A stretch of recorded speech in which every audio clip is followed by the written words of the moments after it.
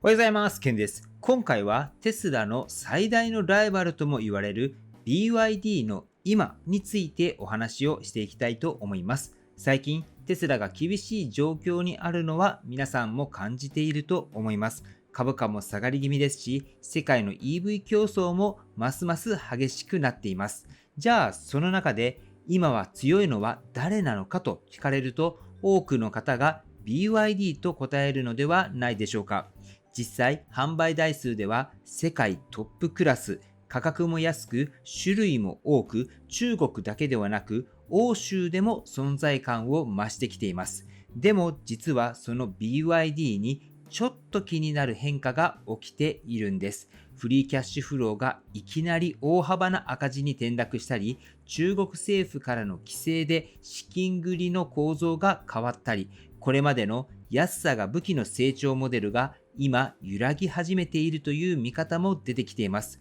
テスラが苦戦しているからといって、じゃあ BYD が盤石かというとそうでもないかもしれません。今回はそんな BYD の最新情報をテスラ視点で分かりやすく解説をしていきたいと思います。この動画をご覧になってもらえば、今後の EV 業界の流れやテスラにとっての意味合いがきっとクリアになるんじゃないかなと思いますので、ぜひ最後までご視聴ください。それでは早速本題に入っていきましょう。ではまずはテスラと BYD がどんな立ち位置にあるのか、こちらからざっくりではありますけれども整理していきたいと思います。まずテスラですけれども、テスラは皆さんご存知の通りアメリカ初の EV メーカーで、自社開発の FSD やエネルギー事業、AI、ロボティクスへの展開まで見据えた、いわばテクノロジー主導型の企業です。一方で BYD は中国初の EVD と PHEV のハイブリッド企業で、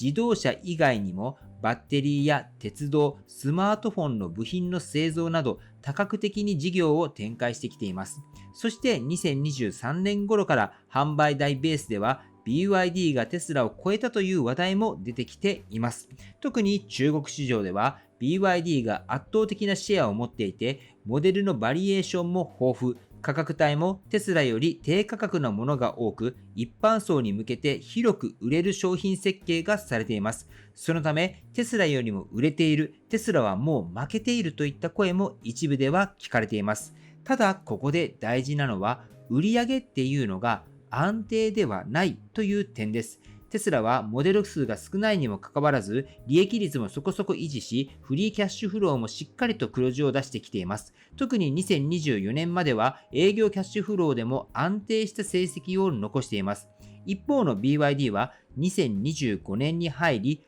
大きな変化が起きているんです。この後のパートでは、そんな BYD に今何が起きているのか、3つのポイントに分けて解説をしていきたいと思います。まず1つ目ですけれども、価格競争の激化と値下げの影響です。2025年5月、BYD は中国市場でなんと22車種を対象に大幅な値下げを発表しました。中には最大で 34% も価格を下げたモデルもあり、市場にはかなりのインパクトを与えました。この値下げにより、一時的に販売数は伸びたものの、利益率は当然ながら圧迫されました。結果、2025年5月26日には株価が約 9% 急落し、市場全体にも緊張感が広がりました。テスラと同じように BYD も価格の引き下げによって利益かシェアかという選択を迫られている状況です。では2つ目ですけれども、2つ目は中国政府による資金繰り規制の強化です。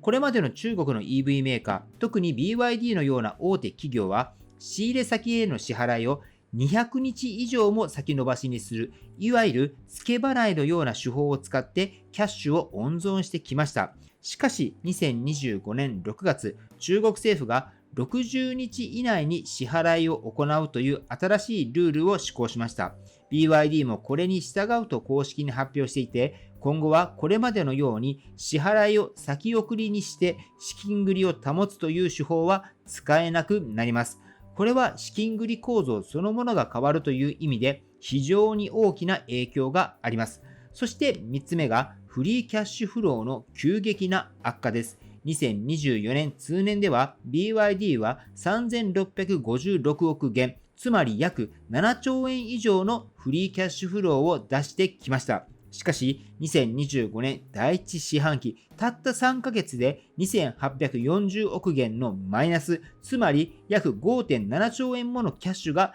流出しています。ここまで短期間でキャッシュフローがマイナスに転じた背景には、在庫の積み増しや価格競争、投資の加速、そして先ほどの支払いサイト是正による現金支出の増加があると見られています。営業キャッシュフロー自体はまだ強いですが、それ以上に出ていくお金が増えてしまっているという構図になっています。この3つの変化を合わせてみると、BYD は今、利益を削りながら売っているという状況に直面しています。次のパートでは、こうした変化が EV 業界全体、特に中国勢にとって何を意味するのかについて掘り下げていきたいと思います。はい。では、ここまで中国の EV メーカーはいわば3種の神器で成長してきました。それが政府の補助金、極端な低価格、そして付け払いによる資金調達です。補助金を活用して車両価格を下げ、サプライヤーへの支払いは数ヶ月遅らせて、その間に売り上げを立てる。このモデルによって急激な成長と海外展開を実現してきました。でも、ここに来て状況が変わってきています。まず中国政府は補助金を段階的に縮小しています。そして今回の支払い規制のように過剰な成長を抑制する動きも強まっています。一方で欧州市場など海外でも中国 EV に対する関税の強化や補助金の適用制限が進んでいます。つまりこれまで中国勢の武器だった安さやスピードっていうのが使いにくくなってきているということになります。BYD のような大手でもキャッシュフローが赤字に転落しているということは、こうした成長モデル自体に限界が来ている可能性があるというサインとも言えます。もちろん中国には他にもたくさんの EV メーカーがいて、技術力のある企業も増えています。ですが、業界全体として価格だけでは勝ち残れないフェーズに入ってきているというのは間違いないのかもしれません。では、ここまでの話を踏まえて、テスラに投資をしている僕たちは、今のこの状況をどう捉えるべきなのでしょうか。まず言えるのは、テスラが厳しいという見方は事実としてあるものの、競合も決して盤石ではないという点です。BYD は販売台数ではトップレベルかもしれませんが、今回見てきたように利益率の低下、キャッシュフローの赤字、政府規制による制約と政府規制による制約ということで成長モデルの土台が揺らぎ始めています。このことからわかるのはテスラだけが苦戦しているわけではないということになります。もちろんテスラ自身も課題を抱えています。競争の激化、需要の変化、そして新商品の遅れなど、マーケットの期待を完全には満たしていない面もあると思います。ただ、テスラは車の事業、FSD やロボタクシーといった将来性のある領域、そしてエネルギー事業や AI 領域への展開など、